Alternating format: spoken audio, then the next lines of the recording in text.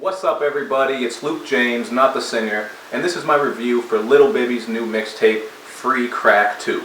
Now I first heard about Lil Bibby when he made the XXL Freshman cover, and seeing that he was from Chicago and his name was Lil Bibby, I really wasn't expecting a lot from this kid.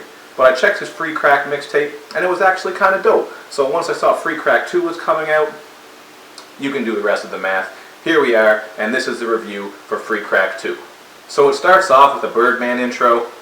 I don't got much else to say, it's a Birdman intro. Figure it out, he's just getting his hand rub on and talking a bunch of slick shit. From there we move to Can I Have Your Attention, which I think is definitely one of the better songs, and it doesn't have that drill / trap sort of sound that Lil Bibby is usually more known for. And I think Bibby sounds great on this type of beat, so it was refreshing and it was a good way to kick off the album.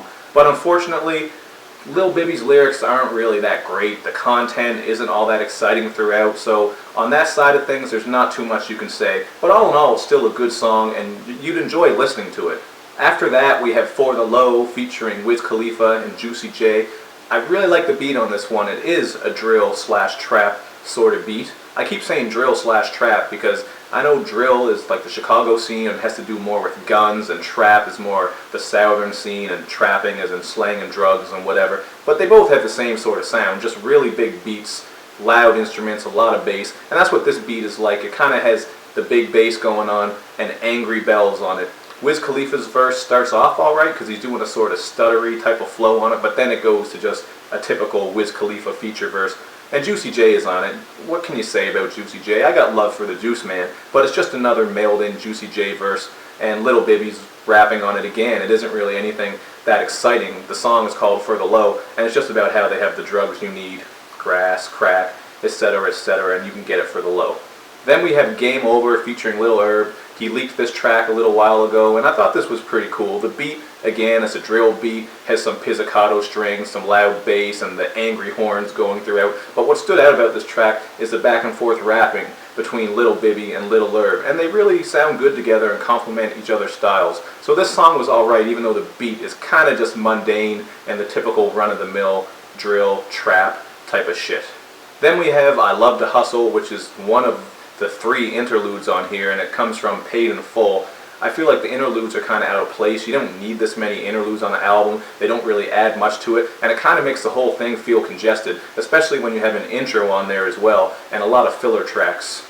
Next we come to Dead or in Prison, which is probably my favorite track on the album. I really like the beat. It has that Dipset sort of feel to it, and you could really picture Cameron being on this track. Just once you hear it, you'll know exactly what I mean. And Lil Bibby's rapping on this is a little bit better because he's actually rapping about the struggle a little bit more, and how, you know, he thought he'd end up dead or in prison, but he didn't. This is definitely one of the standout tracks, maybe the best track on the album depending on how you feel. Definitely one of the better ones for me.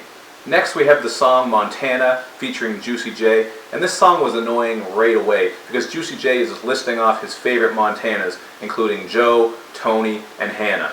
Other than that, all the verses are just about money and cars. Juicy J says something about having a naked Spanish girl who makes muffins for him or something like that. Altogether, it's one of the worst tracks on there, and I think it's filler.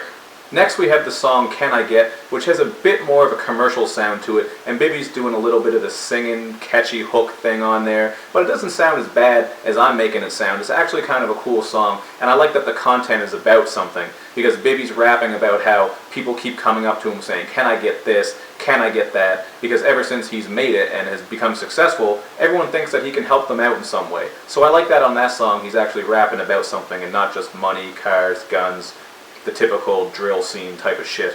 Then we have Ace and Lulu, which is another Paid in Full interlude. Too many interludes for me, man. After that interlude, we have the song Boy featuring T.I., and man, within like 2 seconds you know that this is a DJ Mustard knockoff beat. It's horrible. The T.I. verse is okay on it, and Bibby's verse is alright. The hook itself kind of sucks because they just deliver a line, and then Bibby says boy really hard after it. But man, the beat just made me uncomfortable because it was just such a blatant attempt at trying to cash in on the DJ Mustard sound. Kind of the same thing that Iggy did with Fancy, so I can't knock them for doing that on this song, but still, it's just not a good song. I kind of put this one up there as filler too. Now the next song, I Be On It, is the worst song without a doubt. It sounds like Lil Bibby is doing a very poor Wiz Khalifa impersonation over top of a Cher techno dance instrumental. Oh man, this is bad. Brutal, Lil Bibby. What were you thinking with this, man? Thankfully, we come to the song What You Live For, which is one of the better songs on the album. Probably my second favorite song on the album after Dead or In Prison. The bass, the horns, and the vocal sample on the beat just make for a really smooth, thought-provoking ride-out type of track.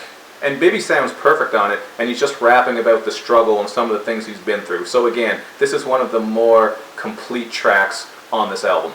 Oh look, it's another interlude called Ace, Rico, and Calvin. Isn't that just what you wanted? Another interlude?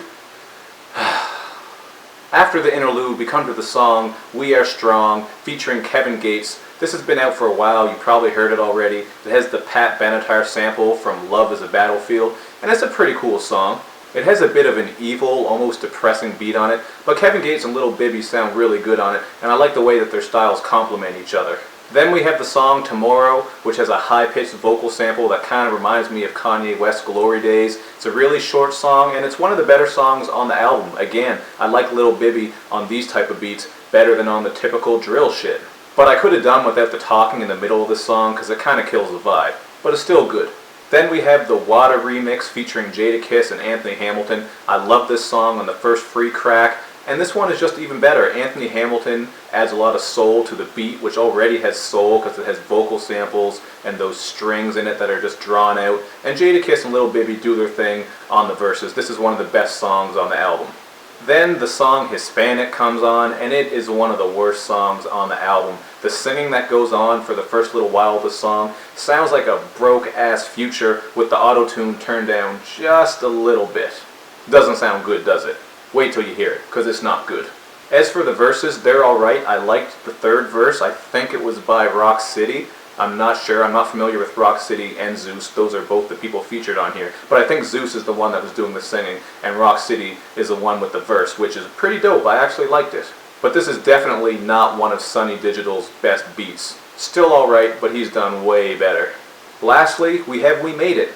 Another filler track. It was a bonus track just chucked on the end, like the last two songs, which were also bonus tracks, Water being great, the other one was Zeus and Rock City being horrible. But this one, it's just filler. It's just a typical trap beat with a horrible hook and average verses from Lil Bibby.